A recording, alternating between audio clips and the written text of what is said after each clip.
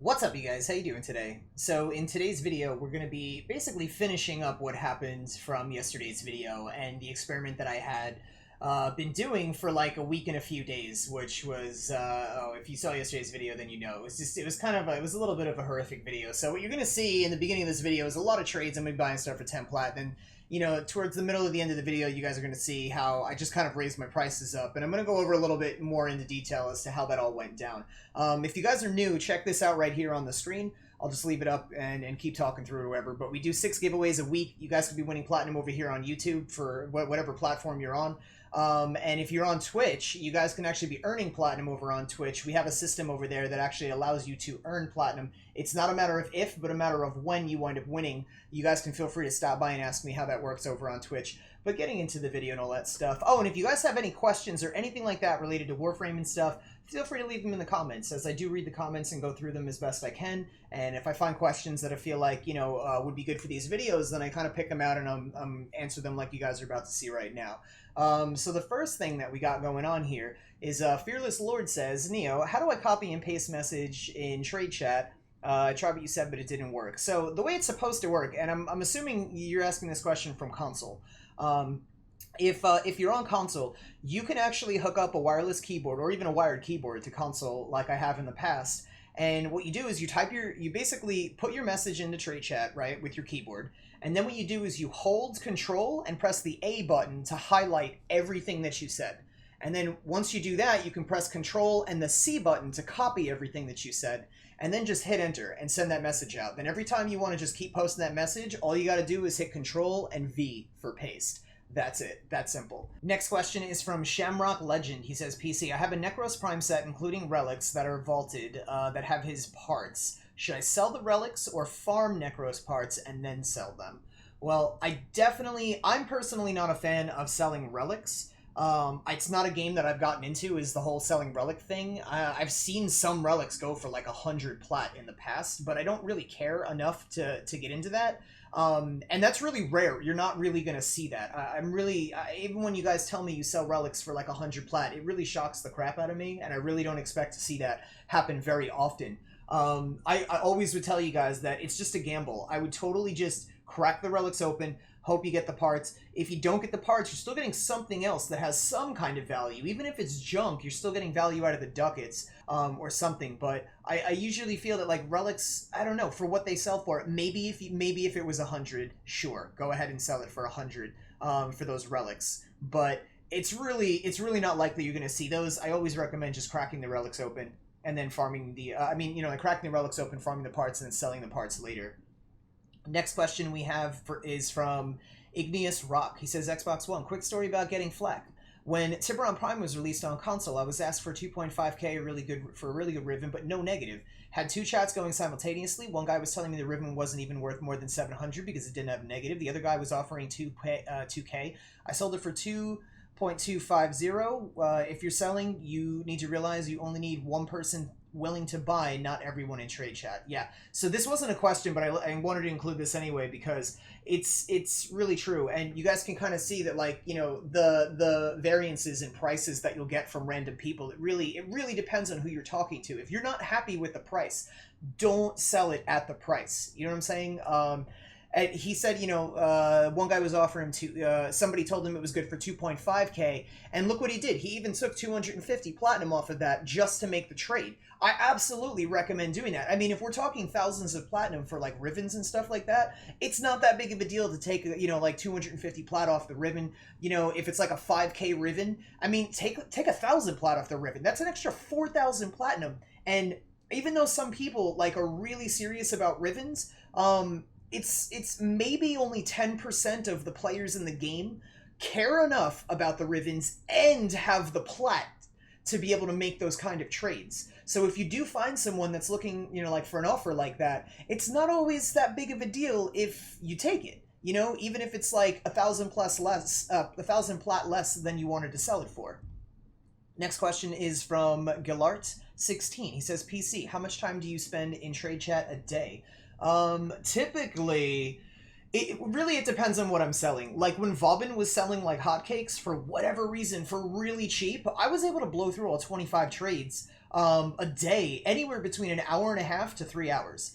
But this past week when I was doing this experiment for these parts and stuff, and like especially when it was like when I was trying to buy everything for like 10 plat, I was spending like 8 hours a day in trade chat, which is why I was telling you guys it was getting like, it was really frustrating. Like I'm just spending all this time just like posting the message, getting no response, posting, and it was such a pain, which is why you guys see in this video, like I started raising my prices and I got to the point where it was like, okay, I straight up don't care anymore. Just take it, here's more platinum. I just don't even care. So it really depends on what it is you're looking for. That's going to determine how fast you're going to be able to make these trades, or what it is that you're selling that's going to determine how fast you're making these trades. I definitely say it's a whole new video for me to really get into this for you guys, and I know I've made ones like this in the past. If you've watched a lot of you that have watched my previous videos can probably already answer this question, but for those of you guys that are new and stuff like that, until I make another similar video again in the future going over this sort of stuff, it's really just experience. You're going to have to get playing the game to really realize what's going to be valuable, when it's going to be valuable, and how valuable is it going to be. Which is ultimately going to determine how fast you're going to be able to sell this stuff for. Next question is from Mr. Perpetual Enigma. PS4, when cracking relics, aside from the rarity of them, how do you decide what to choose if, say, 2 rares come up? So this is another thing that kind of involves experience. And fortunately now, this wasn't in the game years ago, but it's in the game now, which is really awesome. It tells you how many of them that you own. So if you own a few of them, it's going to tell you how many that you own. If you don't own any, there'll be no number up there. That's kind of one thing that I use to determine. Another thing that I use to determine is, and this is where the experience comes in, if you know something is about to get vaulted, you know, within the next couple of cycles, maybe that's the one you want to start stocking up on. Like if it has another 3 to 6 months or something like that left before it gets vaulted, maybe that's the one you want to start stocking up on.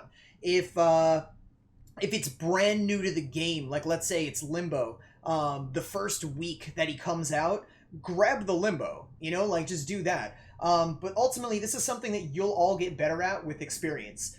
Because you might run in public missions and you might have, like, let's say, you know, the Limbo pops up first week, but then, oh snap, somebody's got like a Nova and it's a rare part. Yeah, I would totally grab the Nova over the Limbo, even though Limbo's like let's pretend Limbo's been out for a week already, like, I would totally grab that Nova over the Limbo, like, even if it was the first week for Limbo. So it's definitely something that you all will get better at, as you play through the game, and you kind of just, you know, realize what's value and how the value and all that stuff fluctuates. Next question we have is from Jaden Kenio. What Warframes do you recommend for newer players? Thank you. Thank you for saying thank you. So the frames that I generally recommend for newer players, I would say get yourself a good frame. Like what I did was, when the veterans were teaching me how to play this game years ago, what I did was I took their advice and I went with Frost. And I know a lot of people say Rhino, and I agree with them too. Definitely, you know, Rhino is excellent as well. But I like Frost because he's very versatile in a lot of scenarios. And the one thing that I found was, even though as I was running through the game and I wasn't necessarily the best, you know, solo player at that point, I was still a good team player, because if anybody got downed on my team, I could Frost Bubble and just revive them. And I felt like I was a boss. I was like, yeah, I'm doing something. Like, I'm contributing. Yeah, totally kicking butt. But Frost is also amazing for, like, defenses. You could just wrap the bubble around the, you know, the cryopod or whatever it is. You know, he's great for, let's say, interceptions. You could just make a bigger, like, expand your bubble with your range and put it around the section that you're trying to cover.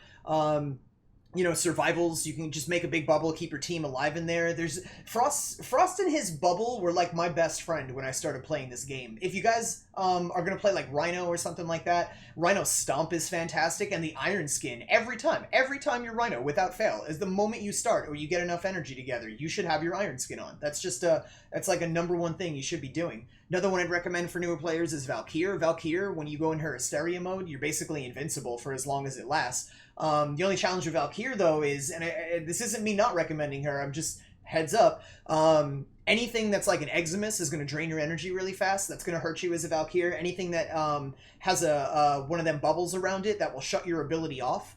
It's slipping my mind what they're called at the moment, but like, that's definitely something you want to be aware of. You don't want to just run up to them or into them as Valkyr, as you really only have your talons to basically kind of scratch the bubble down and try to shrink it down to size so you can actually kill the enemy. Nullifiers, that's what I was trying to say. But yeah, any of those frames are great. You're not limited to those, but as far as just off the top of my head, the few that I would recommend for you guys would be any of those. Frost, Rhino, Valkyr, they're all fantastic frames. Next question we have is from Nick Astankovich. Nick Astankovich. Hey Neil, you mentioned luxury tax and whatnot. I never go through all my trades for the day. Would you say it would be worth buying single parts to make complete sets just to flip it? Yeah, I definitely do, because, you know, as you mentioned in this question, there's a luxury tax. Generally, if you guys are buying parts by themselves, you can usually get them a lot cheaper. Even as you guys are watching in this video, if you guys are buying parts by themselves, you're able to get them for a lot cheaper. So I definitely recommend buying parts individually, and then, you know, let's say, just charging more for the whole set. Be fair with yourself, and all that sort of stuff. Like, some of you, if you're brand new to the game, you may not know how far you could really stretch a certain frame to sell it, but that's just going to come with experience. I promise you guys will get better the more you're in trade chat, or the more you're playing the game, and the more you're kind of really learning the cycles of the game, because the game does have cycles with frames, and you know how they work and how much they're worth and all that stuff. I made a video on this in the past. You guys can check out. I don't remember what it's called, but maybe some of you guys can leave it in the comments. It's the one that I used the MS Paint document and made a really sloppy thing, because it's really something hard to like kind of work out. I don't think I have the right programs to really show you guys the scaling and stuff like that of how frames work out. Maybe you guys can remember that video. But anyway, that one's definitely super helpful as to, you know, how you can see how things will fluctuate in the game and all that sort of stuff. But yeah, absolutely buy the parts and then sell them in full sets, and you'll be able to make a lot more plat off of them doing that. I know I have a lot more questions and stuff like that.